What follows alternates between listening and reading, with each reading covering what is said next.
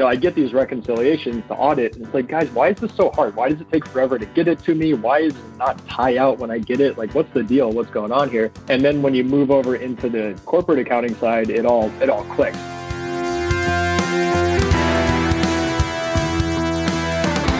Hello, everyone. Welcome to Where Accountants Go, the Accounting Careers Podcast. I'm Mark Goldman, a CPA, and your host for this show.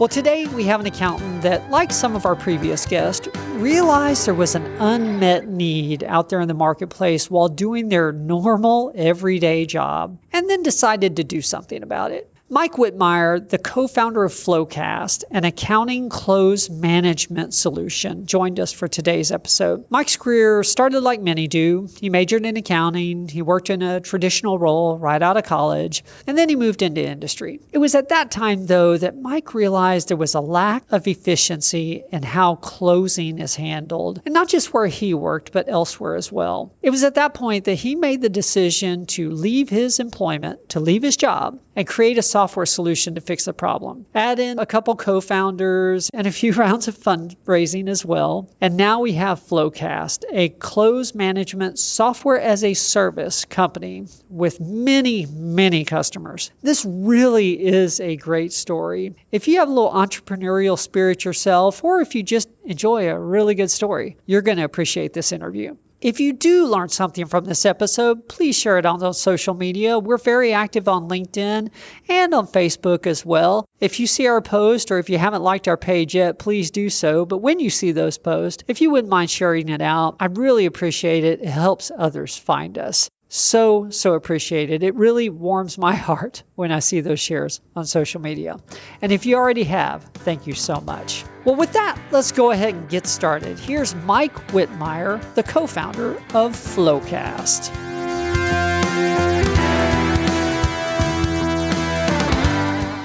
Well, hello, Mike. Welcome to the show.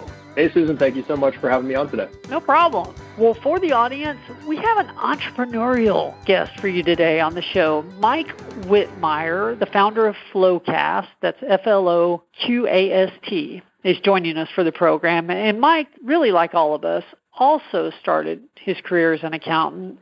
However, his career eventually went down the path of starting an accounting software company. So we're going to cover Mike's early career and how he got started, as an accountant, of course. But then we're also going to get into the decision-making process and hopefully the motivation behind him starting FloQasts. This should really be a very, very interesting discussion.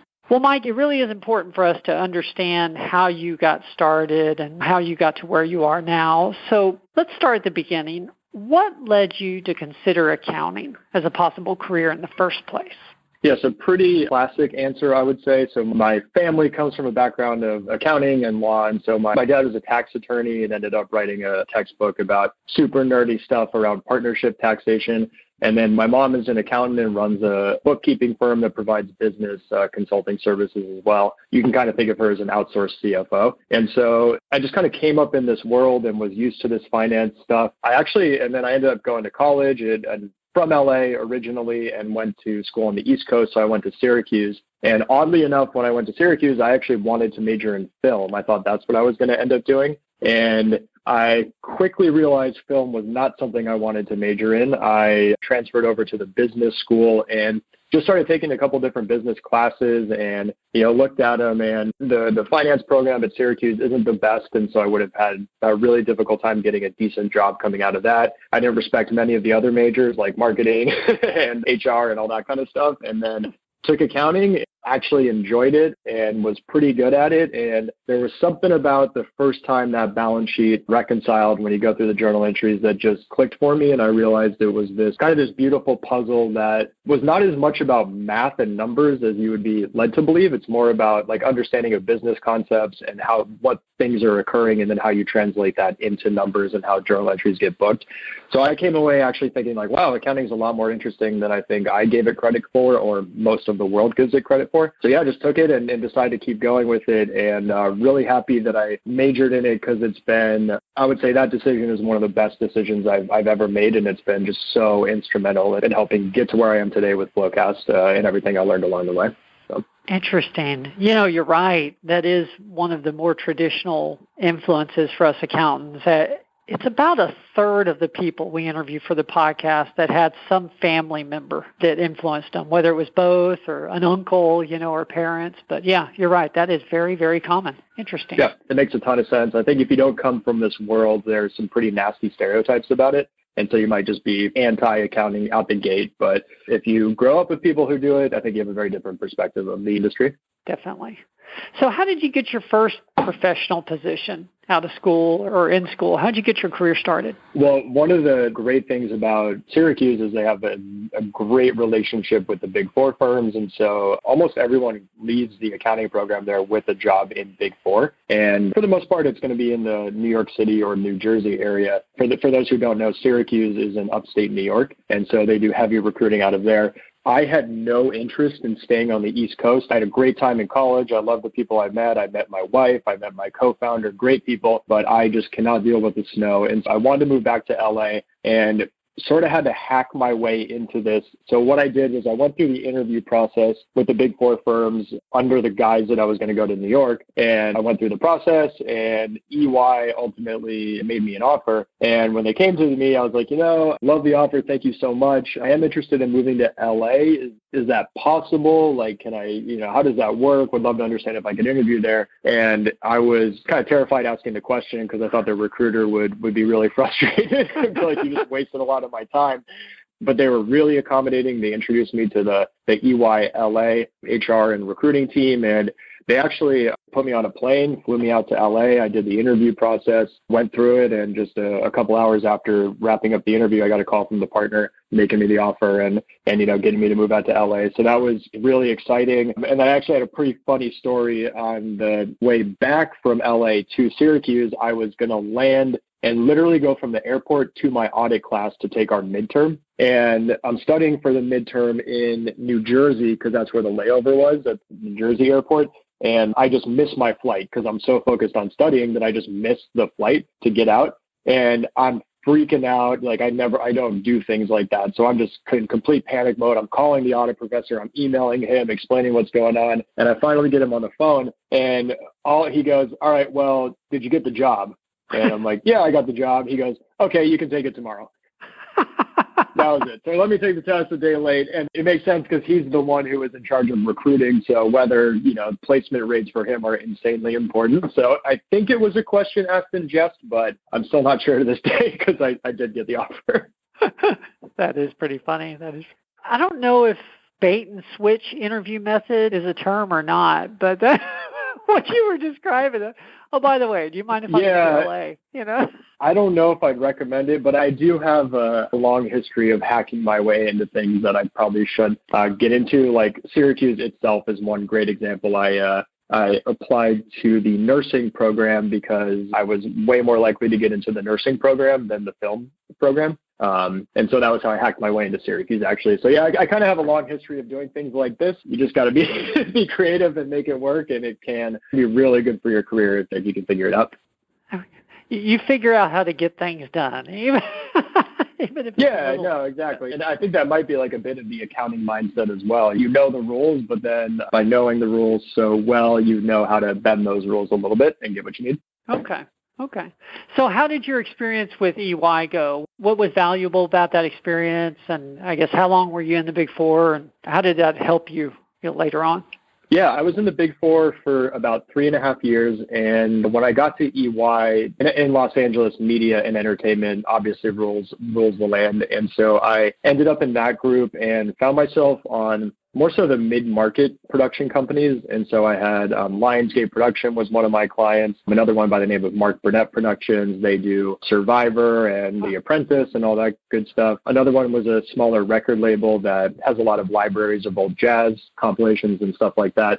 So I will say, while I was doing audit, I did not enjoy it. It's a difficult job, and you work a ton of hours, but the benefits are you build great relationships, you have a great team of people you're working with. And I really didn't appreciate this until I got to Cornerstone, but you're able to learn so much about business and how businesses operate through the numbers, that it really ends up being this amazing learning experience, whether you know it or not. And I actually wish, if I reflect on my time at EY, I think I did a pretty good job of trying to learn as much as I could, just kind of by nature of how I am. But I wish I really doubled down on that and thought like, okay, this time at EY is super valuable, and I'm going to be able to learn how companies run, which will help me start my own company one day and grow it.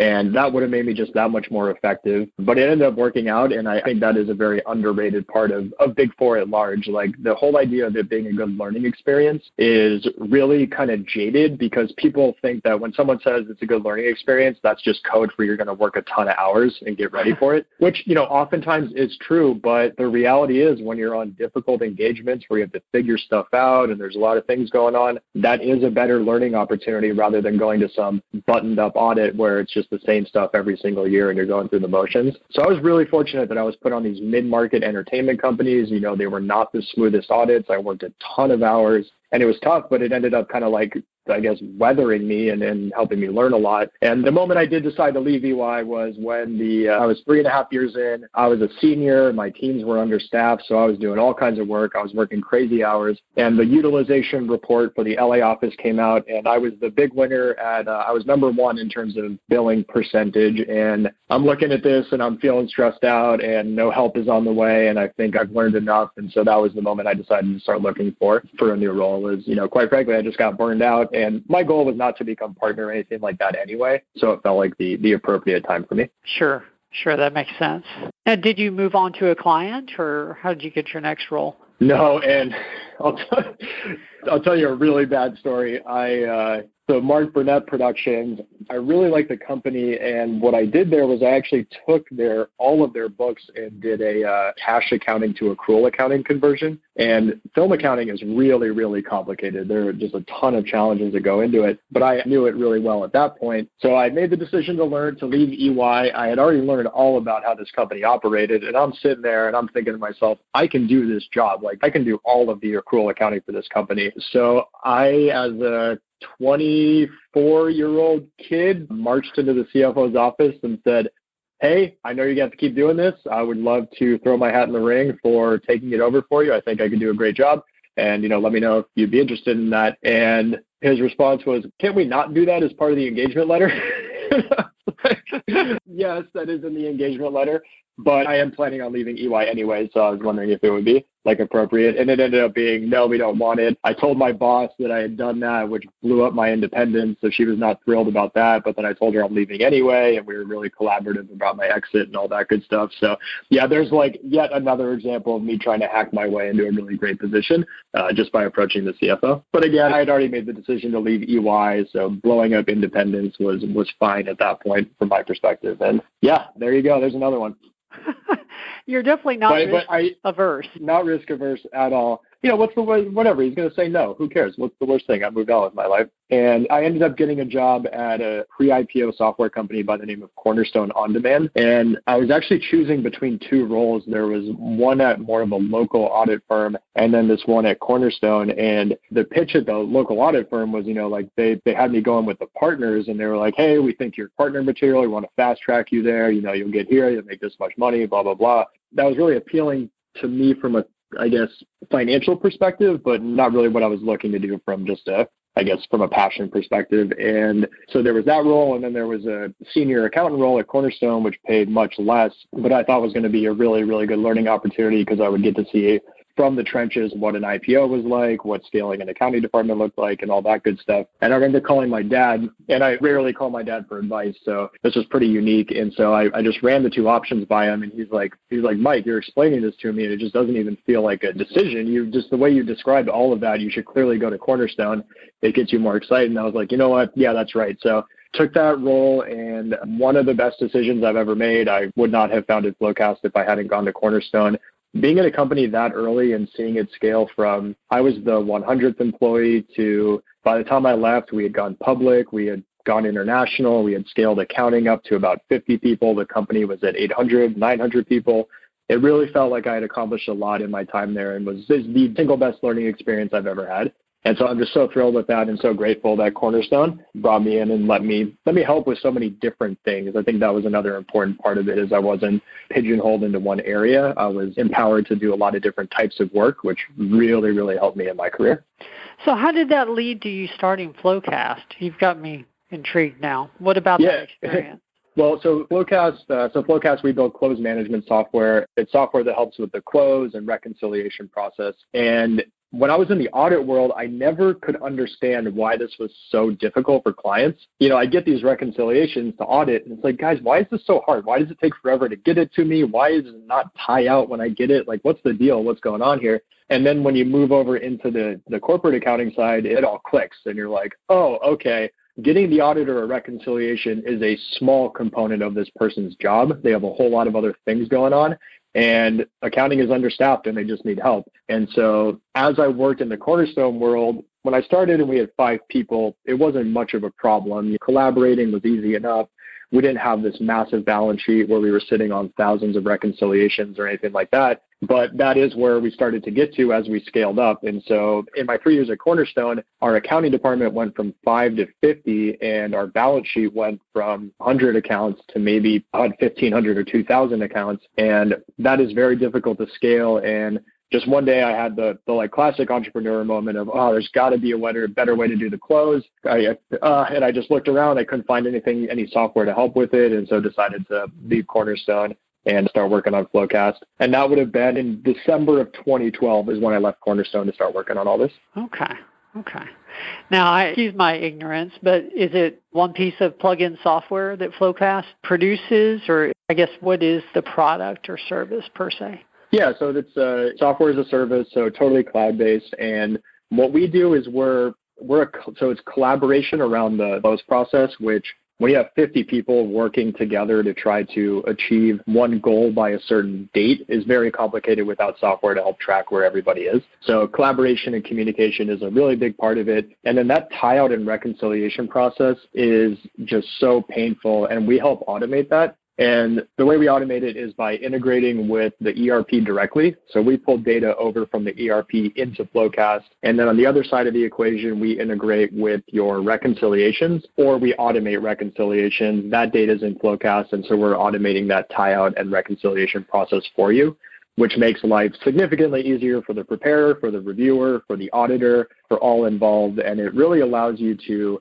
kind of produce and review your reconciliations over the course of the close while it's occurring, rather than the standard behavior we see, which is letting all the reconciliations pile up until the last day and then trying to review all of them on the last day. So because of that, we help teams close way faster. Our average client cuts their close time down by about 30% in the first month on the application, and then it just continues to go down from there. So yeah, we sit in the middle of the different software that teams are already using. We don't replace anything. We're a new application, and our background is in accounting, so we very much built it to work the way accounting departments already work, which means there's minimal implementation, it's quick adoption, and all that good stuff. Okay. What's your sweet spot for target market? Are we talking firms that use SAP and Oracle and systems at that level? Or are you in the mid-market as well, or both? Do you have a sweet? Uh-huh. It just kind of definitely depends on how you define it. We call it the mid-market, but we have clients on SAP, Oracle, NetSuite, Intact, Microsoft. Like, pick an ERP, and we have somebody using it. We have about 900 clients today, and so we call it the mid-market. And the way we define that is really based on size of the accounting department. That's actually what we look at, because we found that's what generally drives the most complexity. So we're looking for accounting departments with about 7 or 8 team members on the really small end of the range, up to our largest client has about 300 accountants closing out FloQast. So quite a big range, but yeah, that's where we live. That's our sweet spot. Okay. So I know I'm jumping back and forth a little bit here, but so you said you started in December 2012. Was this just you in your garage, or did you have a partner or go get, It was me on my couch for starters. And then, so when I started the company, all the money I had was just sale of a small option grant I had gotten from Cornerstone. So sitting on a little bit of money, but, just enough to make me feel comfortable to quit and give myself about 5 or 6 months to figure this out. And if I couldn't figure it out in 5 or 6 months, I'd have to go get a job in accounting again. So that was kind of the deal I made myself. And my wife was super supportive of it. We were fortunate in that she did really well in the sales world. And so she was making enough money to keep the family afloat at that time. But, as an accountant, like not saving for retirement is a fairly terrifying proposition. So that was kind of our financial situation. And I have no engineering skills. I don't know how to build software or anything like that. So my first step was finding a CTO co-founder, and that was quite the grind. I had to reach out to a lot of people, ended up doing a lot of calls and having a lot of lunches and, figuring out who would be a good fit. And ultimately began working with an engineer by the name of Cullen Zanstra. And we met in about January or February of 2013. And he validated the idea. He started talking to some of the accountants he knew to see if this was a pain point. And from there, he got on board with it. We started working on the really first version of our product. And then by July of 2013, we had a beta version of the product out. We had 2 clients using the application. I went to a startup accelerator in LA by the name of Amplify LA and pitched them all this. And they gave us a quick $50,000 at a really good valuation and let us join the program. And from there, I was basically full-time fundraising until we closed our $1.3 million seed round. And then we've been fundraising ever since. So you fast forward to today and we've raised a total of $93 million in venture capital, which has really allowed us to scale up and invest in product and all that good stuff. Okay. Wonderful. Wonderful. Is your co-founder still with you? Yeah, he's still with me. He loves accounting and is a serious accounting nerd now. It's been fascinating to watch all this develop. He'll tell you about how to reconcile amortization schedules and all that good stuff now. That's a good partner. For sure. Yeah, and I do have a second co-founder, a guy by the name of Chris Flutie, and he's the one I met at Syracuse. So we lived together, we majored in accounting together. He's always known that I'm entrepreneurial, and if I, went to start my own company, he wanted to be involved. And it was just perfect that he has domain expertise. He somehow made it in audit for 8 years. And then when I told him I was starting FloQast, he hopped on board. And he's really overseen our customer success from day one, and then was heavily involved in product. And about 6 months ago, we moved him full-time into a chief product officer role for us. So he oversees our customer support and our product. And then Cullen, our CTO, really oversees engineering. And then I kind of focus on the rest of the business. So I'm the CFO, help with all the go-to-market stuff and operations as well. Okay. Now, you mentioned to me that you have at least one book and a podcast as well, and they're along the lines of building your career up to controller or CFO. Let's talk about those, because that kind of career growth content is always interesting to me. Which one should we discuss first? Well, we can kick it off with the podcast, I guess. But yeah, I agree. I love this stuff. I think career planning and growth is super important. And I love that we're able to share this information. So the CPA the CFO podcast, that's one where I just grab some random CFOs and we do quick one-on-one interviews, very similar to this, where we talk through their career. And the reason I wanted to start that one is because when I got into the accounting world, I was sitting there like, all right, my goal is to become a CFO one day. But I realized over time, and then it really, really hit me with FloQast, is that I had no idea what a CFO actually does. And what really, really hit me is that accounting is actually a very small part of a CFO's job at this point. And so once I realized that, I was like, oh man, I can't imagine I was the only auditor who thought this way, and I want to be able to help people to really understand what it takes to get to this position. And so that was the catalyst for it. And it's been fascinating. You find that people who have no background in accounting, sometimes no background in finance even, find themselves in the CFO position, and the actual job responsibilities are just very different than what I had thought previously. And part of that is because the role of the CFO has evolved over the last 10 years. And a CFO today, it feels like they're almost expected to do what the CEO was doing when I got into this world in 2006. So yeah, within the last 14 or 15 years, it feels like that CFO job has evolved, has become more complicated with a lot more responsibility. And I wanted to get that information out to the accounting community so they could plan their careers accordingly.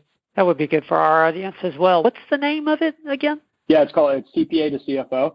I don't necessarily interview all former CPAs about the CFO position. The goal is to help get CPAs to that CFO position. So people from all types of backgrounds. And, if you're going to, 2 episodes I would encourage you to start with would be actually the first one with Rob Krolik. The guy just has an unbelievable background. really, he took eBay public, he took PayPal public. It's a super impressive background, and Yelp as well. And then the other one would be a gentleman by the name of Lee Raymundo, because he is just like a prime example of a very fascinating background to get to the CFO position, and not one you would expect, but killer CFO, and just a guy that I respect very much.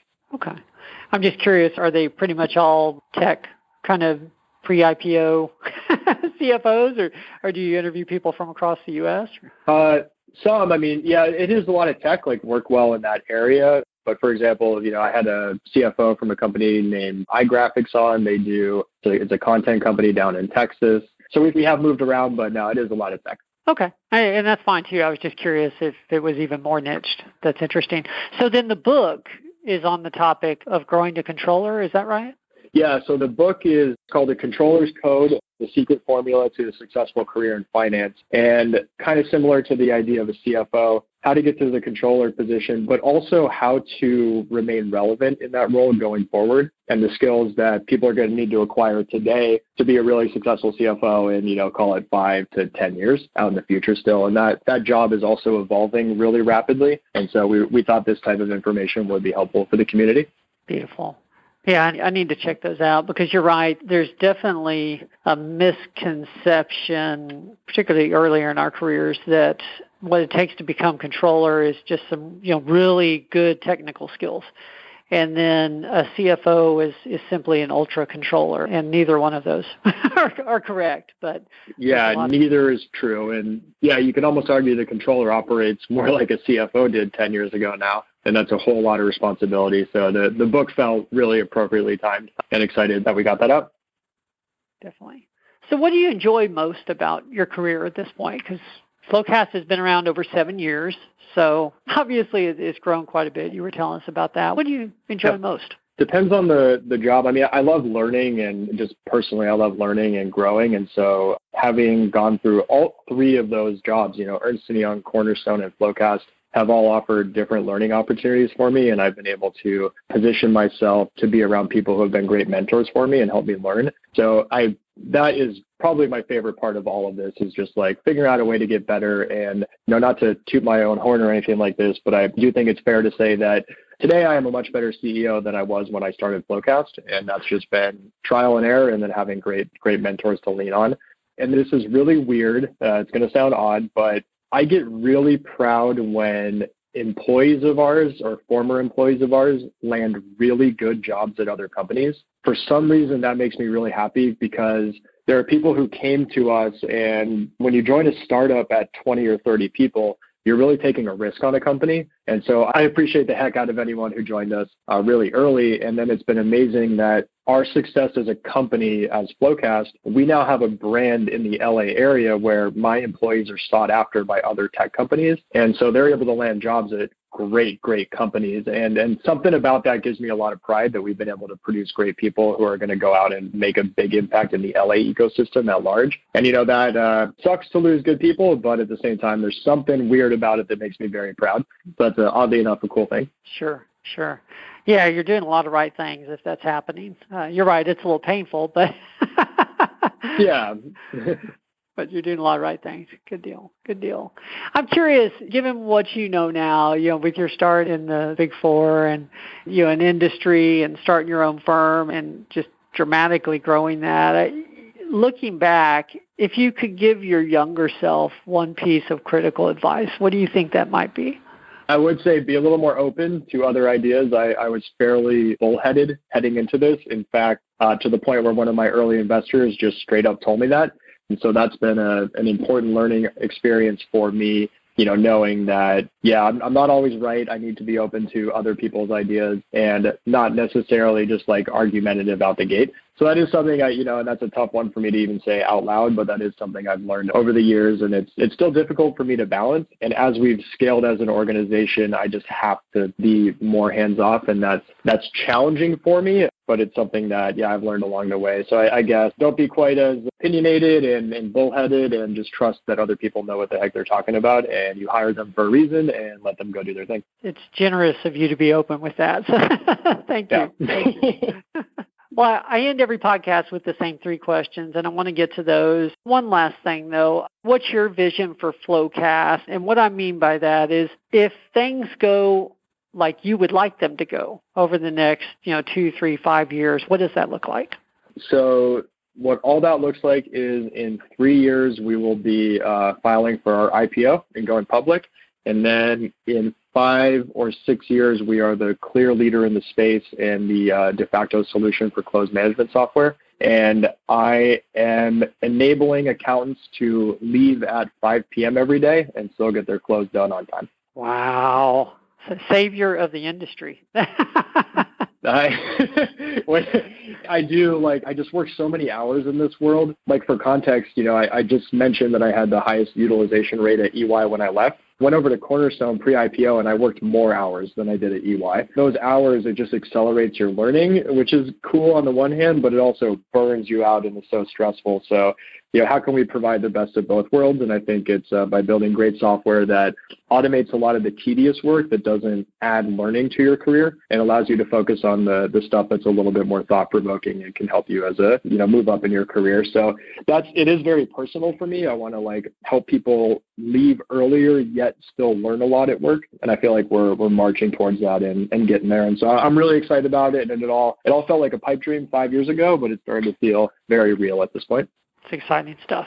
Well, I do end every show with the same 3 questions, and you've hit on some of this already, but just in case there's more detail or a different answer to these specific questions, I do want to go through them. First one's usually the easiest. From a career perspective, what's been your proudest moment?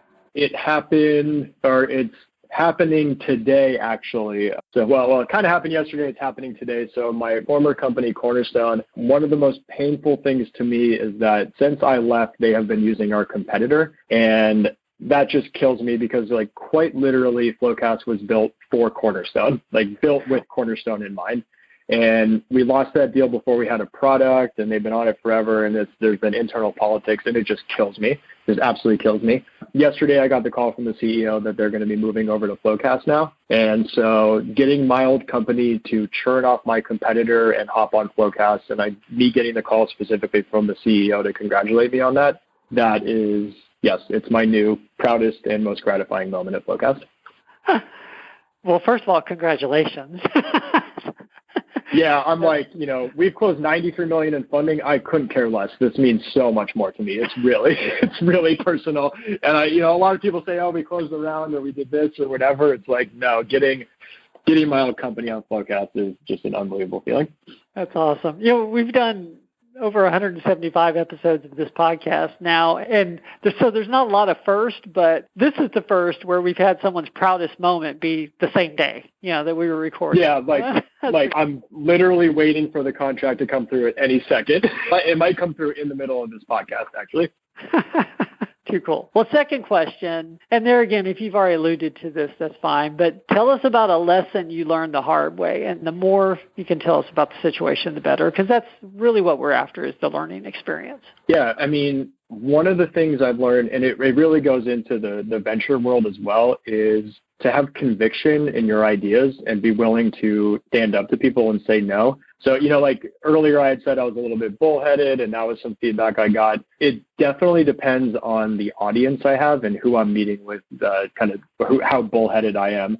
And early on as an accountant, in the venture community, I was viewed as, who the heck is this accountant who thinks he's going to be able to start his own company? Accountants aren't entrepreneurs. Why would I ever give this person money? And I dealt with that stereotype for a long time through 3 rounds of funding until we got to the point as a business where the numbers spoke for themselves and the market spoke for itself. And then I just kind of became much more confident in our opportunity. And so now when I go and pitch VCs or chat with CFOs or anything, there's a lot more conviction, and I realize that people at that level actually appreciate that. They don't want a bunch of yes people running their companies. They want people who have their own ideas, will stand behind their ideas, and are good ideas. And that's something that, I just figured that out. It's just, I think, 1 round of funding too late. And I'm excited I've come to that conclusion at this point. And it required some success and some confidence and learning how to play the game a little bit. But it's been super important. And when I'm talking to investors and then also when I'm helping my sales team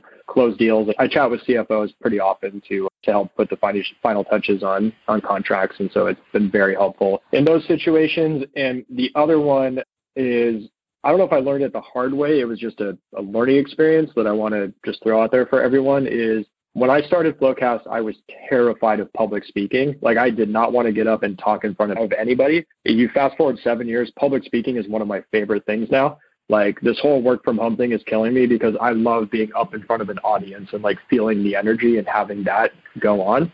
And the only reason I got to this point is I took Toastmasters. So for starters, so I highly, highly recommend any accountant does Toastmasters. And then you just do it enough, you speak enough to where you get really comfortable doing it. And then you gain confidence. And once you get the confidence, you're good to go and you're off and running. And the reason I recommend it for everyone on the line is because to move up in your career, whether that's to a controller role or a CFO role, you will be presenting, and presentation skills are arguably the most important thing for moving up in your career. It sucks, but someone who presents but is a bad accountant will get promoted over somebody who is an excellent accountant but doesn't present well. People call that politics and they think it's lame. That's just the reality of the situation, and you got to get used to it, and you have to embrace it and go get good at public speaking to overcome that. That's so true. It's brutal, but it's the truth. Yeah. Yeah, it sucks, but the reality is if you're a good, confident public speaker, that instills confidence in the people listening to you. And if you have a big opportunity as a controller to present in front of the board, that's an opportunity that if you just go in and you crush that could help you make really big strides in your career. Well said. Well, last question, and then we'll go ahead and close it down. What's the best piece of advice that you have ever received? This is from my mentor and first investor, a gentleman by the name of Rob Meinhardt. Just with almost every business decision we make and any HR conversations, it's nothing crazy, but just whenever I ask him about how should I communicate this, blah, blah, blah, whatever, he goes, man, the truth shall set you free. Just tell it like it is. Be honest. You have logic for why you're making different decisions. Just explain it and people will be okay with it. And he's so spot on. So I've taken this stance of just like extreme transparency with my company. We talk about everything that's going on. And yeah, I have confidence that the decisions I'm making for our business are in the best interest of the business. And I think any good employee would understand why we're making decisions, even if they're difficult ones. And it's generally this truth shall set you free concept applies to having difficult conversations. But when you do it, it's just the right people respond the right way. And it's built a really strong culture within our company of people who get business and, want to build the best company possible and also appreciate transparency from the CEO. So yeah, I would say that's the big one is the truth shall set you free with almost everything. That's good leadership advice. Yeah. And very applicable in the fast growth startup world, I'm sure. It really is. Like right now, it's probably more important than ever with work from home and all the layoffs going on with coronavirus coming around. And so this is a time where if I were not communicative or if I were shady with my employees, that there would just be, the assumption would be bad news. So I have to get up there and talk about the good and the bad about what's going on with us for everyone to really understand and not just operate from an assumed stance of fear. Yes.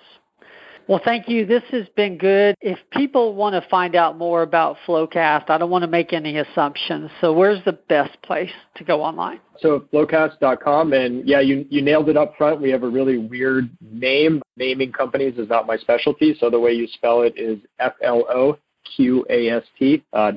And if you want to connect with me, feel free. It's Mike Whitmire. I'm on LinkedIn. We can get connected. More than happy to chat about career stuff. I love this topic. So beautiful. Well, thanks, Mike. I appreciate you making time for this. This has been fun, so thank you very much. Yeah, no, this has been great. I love that we were able to get synced up and chat about stuff that we're both passionate about. This is awesome.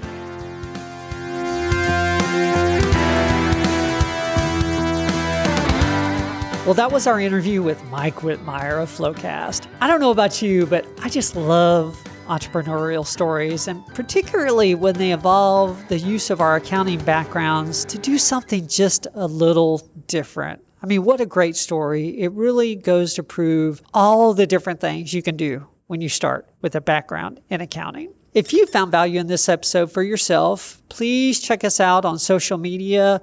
We have a LinkedIn page, a Facebook page, of course. If you're inclined to follow either one of those, if you don't mind sharing out some of the posts, we really appreciate it. It helps more people find us. We've been doing this for over 3.5 years now, and things are going well, but hey, we always appreciate each and every additional follower. And for those of you that have already followed the pages or shared out the content, thank you so much. I really do appreciate it. If you're looking to grow your own career, one publication that may interest you is one of our books, 49 Tips for a Successful Accounting Career, particularly if you're early on. In our conversation with Mike, we got into career advice there a little bit. If you enjoyed that, you'll enjoy the content in this book as well. You can find it on Amazon, and once again, it's titled 49 Tips for a Successful Accounting Career. Well, thank you again so much for joining us. I'm Mark Goldman, your host for Where Accountants Go, the Accounting Careers podcast. We'll see you soon. There's more to come.